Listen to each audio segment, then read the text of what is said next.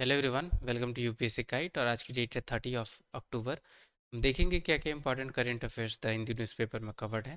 और मैं आपको बताना चाहूँगा कि टेलीग्राम पे मैंने यूपीएससी काइट नाम से चैनल क्रिएट कर दी है। आप चाहे तो टेलीग्राम पे भी मुझे फॉलो कर सकते हैं, क्योंकि वहाँ पे मैं डेली जो भी डिस्कशन आपके साथ द हिंदू न्यूज़पेपर की करता हूँ, जो भी करेंट अफेयर्स आपको बताता हूँ, इसी की स्लाइड्स मैं वहाँ पे आपके लिए अपलोड कर दूंगा, ताकि आप अपनी रेफरेंस में उसे रख सके अपने पास। तो वहाँ पे भी ज़रूर फॉलो करें मुझे। अब देखते हैं क्या क्या न्यूज़ में है। तो सबसे पहले ये न्यूज़ आई है जहाँ पे मैथिली लैंग्वेज मिस हो गई क्लासिकल स्टेटस लेने में। ये पर्टिकुलर न्यूज़ में बताई गई है कि बिहार गवर्नमेंट ने कोई ऐसी प्रपोजल नहीं दी जिसके वजह से मैथिली लैंग्वेज को क्लासिकल लैंग्वेज स्टेटस नहीं दी गई। अब हम देखेंगे कितनी सारी लैंग्वेजेस हैं जिन्हें क्लासिकल स्टेटस डिक्लेयर किया गया है, और अभी रिसेंटली यानी 2024 में कौन सी लैंग्वेज है जिसे क्लासिकल स्टेटस दिया गया। तो चलिए देखते हैं एक एक करके। तो अभी तक एज ऑफ नाउ इंडिया में अभी तक यानी 30 अक्टूबर 2024 तक 11 क्लासिकल लैंग्वेज अवेलेबल है इंडिया में, या जिन्हें लैंग्वेज को क्लासिकल लैंग्वेज का स्टेटस दिया गया है। तो 11 है टोटल, याद रखनी है। सबसे पहले तमिल लैंग्वेज को ही कंसिडर किया गया था एज अ क्लासिकल लैंग्वेज 2004 में। उसके बाद संस्कृत को किया गया 2005 में, फिर तेलुगु कन्नड़ को 2008 में, फिर मलयालम को किया गया 2013 में, और उड़िया को किया गया 2014 में। अब यहाँ पे देख सकते हैं गैप, ऐसे आप याद रख सकते हैं कि उड़िया 2014 में उड़िया को मिली, फिर 10 ईयर्स लेटर यानी 2024 में ये 5 लैंग्वेज और यानी मराठी, बंगाली, असामी, पाली और प्राकृत को मिली। ऐसे कोरिलेट करके आप याद रख सकते हैं। तो याद रखनी है मराठी, बंगाली, असामी, पाली और प्राकृत, ये 5 लैंग्वेज है जिन्हें क्लासिकल स्टेटस दिया गया है अभी 2024 में। अब एग्ज़ाम में कैसे आपसे पूछा जा सकता है, स्टेटमेंट में आ सकती है कि तमिल सबसे पहली लैंग्वेज थी जिसे क्लासिकल स्टेटस दी गई थी। अभी as of now 11 classical language है इंडिया में जिसे जो डिक्लेयर की गई हैं, और रिसेंटली मराठी, बंगाली, असामी, पाली, प्राकृत को डिक्लेयर किया गया है। ऐसे स्टेटमेंट में आ सकती है, या तो डायरेक्टली आपसे पूछ ली जाए ये संस्कृत, तेलुगु, कन्नड़, उड़िया, असमी, या इनमें से 4 उठाकर, और आपसे पूछ ली जाए कि कौन सी क्लासिकल लैंग्वेज को सबसे पहले डिक्लेयर किया गया था, या क्लासिकल स्टेटस दिया गया था। ठीक है, तो वैसा करके पूछी जा सकती है। या आपसे पूछ ले कि रिसेंटली कौन सी लैंग्वेज है नीचे दी गई जिन्हें ऐड किया गया है या जिन्हें क्लासिकल स्टेटस दी गई है और ऐड किया गया है क्लासिकल लैंग्वेज ऑफ इंडिया के अंदर। तो वैसे आ सकती है। तो इसे अच्छे से करनी है आपको प्रिपेयर, क्योंकि ऐसी ट्रेंड भी हमने देखा है जहाँ पे यूपीएससी ने पूछा है कि रिसेंटली कौन सी चीज़ें ऐड की गई है लिस्ट में। यूनेस्को पे पूछा है इसी ईयर, राइट, 2024 में। तो इसीलिए ये ट्रेंड अभी स्टार्ट हुई है, तो हमें पता होना चाहिए इसके बारे में। वैसे भी ये आर्ट एंड कल्चर की ही एक टॉपिक है, हमें पता होना चाहिए। अब हम देखते हैं आगे क्या न्यूज़ कवर्ड है। तो ये पर्टिकुलर एक न्यूज़ कवर्ड है जहाँ 3 एंटी कैंसर ड्रग के बारे में मेंशन की गई है, और उनकी प्राइस में कट की गई है। ये किसके द्वारा की गई है, तो नेशनल फार्मास्यूटिकल प्राइसिंग अथॉरिटी के द्वारा। तो ये अथॉरिटी को देखेंगे, और ये 3 ड्रग्स हैं, इसे हम देखेंगे। तो ये 3 है एंटी कैंसर ड्रग। क्या क्या नाम है इसकी, तो ट्रेस्टुजुमैब, ओसिम ओसिमरटिनिब, और दूरा दूरालुम्ब। ठीक है, बहुत ही हार्ड है ये स्पेलिंग को स्पेल करना, इनकी वर्ड्स को स्पेल करना, पर आप इसे नोट डाउन करके ज़रूर रखें और इसे ब्रेक करके याद करने की कोशिश करें। ये मैं आपको क्यों बता रहा हूँ, क्योंकि यूपीएससी पूछती है क्वेश्चंस में कि रिसेंटली ये टर्म न्यूज़ में थी, ये किस चीज़ से रिलेटेड है। ठीक है, तो वहाँ से डायरेक्टली ये पूछी जा सकती है, तो हमें पता होना चाहिए कि आखिर है या क्या। तो ये एक एंटी कैंसर ड्रग है। वहाँ पे आपसे पूछा जा सकता है, ये जैसे कि ट्रेस्ट करके या ओसिमर करके या दूरवा करके, ऐसे करके आप ब्रेक डाउन करके ये वर्ड्स को याद करने की कोशिश करें, और ऐसी क्वेश्चन फ्रेम होती है, इसलिए मैं आपको ये बता रहा हूँ। अब बढ़ेंगे हम आगे, देखेंगे अब हम नेशनल फार्मास्यूटिकल प्राइसिंग अथॉरिटी के बारे में, क्योंकि अथॉरिटी, बॉडी, ऑर्गेनाइजेशन, फोरम, ये सब यूपीएससी पूछती है इसलिए। तो ये क्या है, तो ये गवर्नमेंट की रेगुलेटरी एजेंसी है जो कंट्रोल करती है जितने भी प्राइजेज हैं फार्मास्यूटिकल ड्रग्स की इंडिया के अंदर, राइट, उससे उसकी, और इंश्योर करते हैं उनकी एक्सेसिबिलिटी, अवेलेबिलिटी, ताकि जो भी मेडिसिन है वो अफोर्डेबल प्राइस में सेल हो सके। तो ये इंपॉर्टेंट है। और ये कौन से डिपार्टमेंट के अंदर आते हैं, तो डिपार्टमेंट ऑफ फार्मास्यूटिकल, जो कि ministry of chemical and fertiliser के अंदर है, याद रखनी है। ये फार्मास्यूटिकल यानी मेडिसिन की बात हो रही है, तो मिनिस्ट्री ऑफ हेल्थ मिनिस्ट्री के अंदर नहीं है, इसे अच्छे से याद रखनी है। ये ministry of chemical and fertiliser के अंदर है। ज़्यादा डिटेल्स नहीं है, इतनी डिटेल्स है, हमें ओवरऑल पता होना चाहिए इसके बारे में। अब हम बढ़ेंगे आगे। अब ये न्यूज़ आई है जहाँ पे मेंशन की गई है कि 4 एलिफेंट्स की डेथ हो गई एक टाइगर रिजर्व में जिसका नाम है बांधवगढ़ टाइगर रिजर्व। अब ये क्यों इनकी डेथ हो गई, क्योंकि उनकी हेल्थ काफ़ी पुअर थी इसलिए। अब हम देखेंगे टाइगर्स के बारे में और कुछ ऐसी टाइगर रिजर्व के बारे में भी डिस्कस करेंगे जो न्यूज़ में रिसेंटली रही भी थी और आज भी है। तो सबसे पहले टाइगर्स एलिफेंट के बारे में देखेंगे हम। तो अभी तक 3 लिविंग स्पीशीज को रिकग्नाइज किया गया है एज एलिफेंट। तो 3 टाइप के एलिफेंट अभी पाई जाती हैं वर्ल्ड में।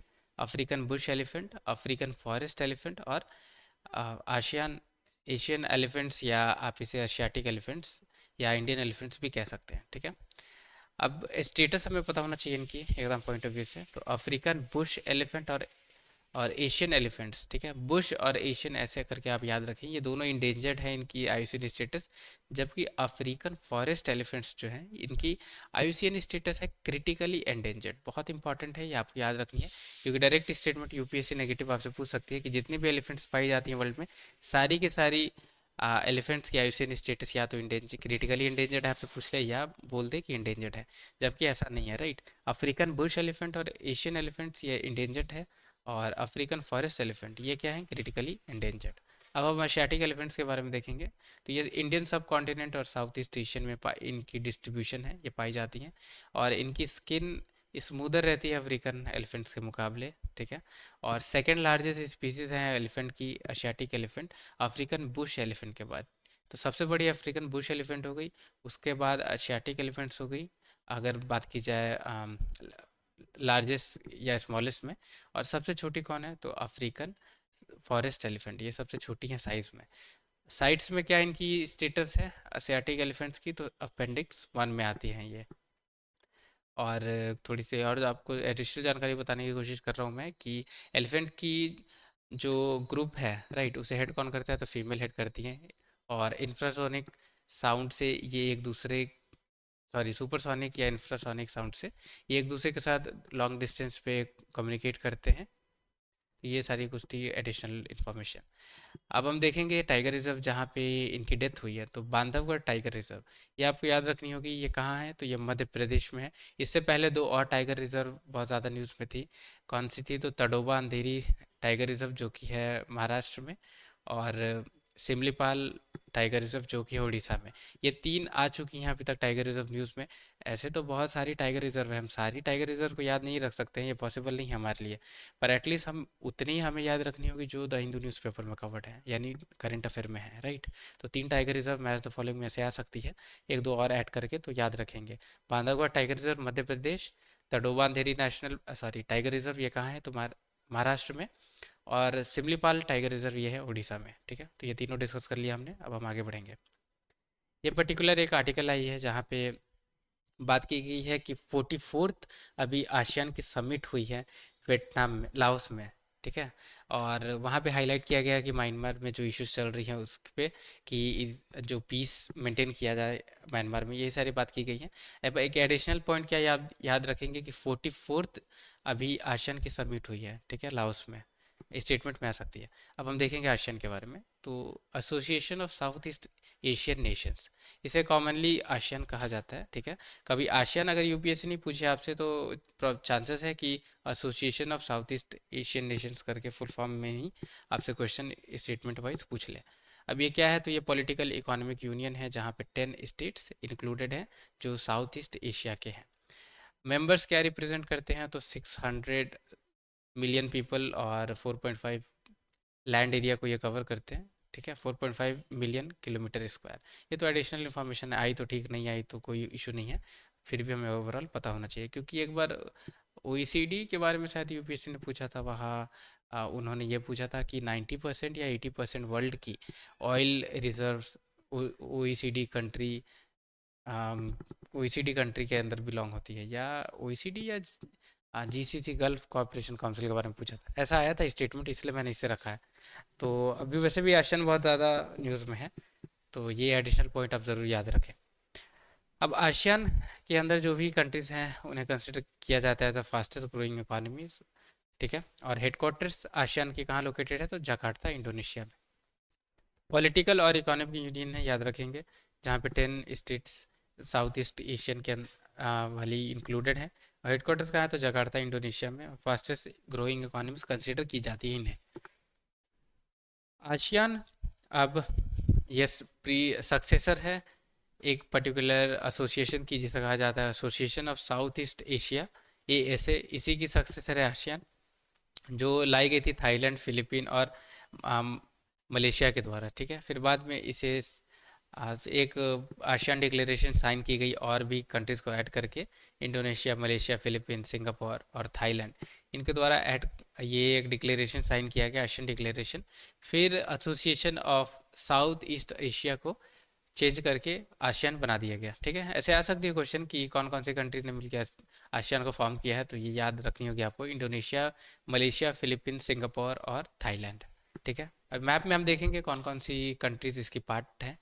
ठीक है, तो म्यांमार है, लाओस है, थाईलैंड है, वियतनाम है, कंबोडिया है, फिलीपींस है, ब्रूनी, मलेशिया, सिंगापुर और इंडोनेशिया। तो ये सारी कंट्रीज़ है आसियान की पार्ट। और ये मैं इसलिए मैप यहाँ पे मैंने प्लेस किया है ताकि मैं आपको बता सकूँ कि इंडिया इसकी पार्ट नहीं है, आसियान की इंडिया पार्ट नहीं है, याद रखनी है, स्टेटमेंट में आ सकती है। अब हम बढ़ेंगे आगे। अब ये पर्टिकुलर एक न्यूज़ आई है जहाँ पे प्राइम मिनिस्टर के द्वारा ये बताया गया कि हेल्थ कवरेज अब जो 17 ईयर के जो इंडिविजुअल्स हैं या उसके अब वो भी अब कवर्ड किए जाएंगे प्रधानमंत्री जन आरोग्य योजना के अंदर। ठीक है, तो हम इसके बारे में देखेंगे।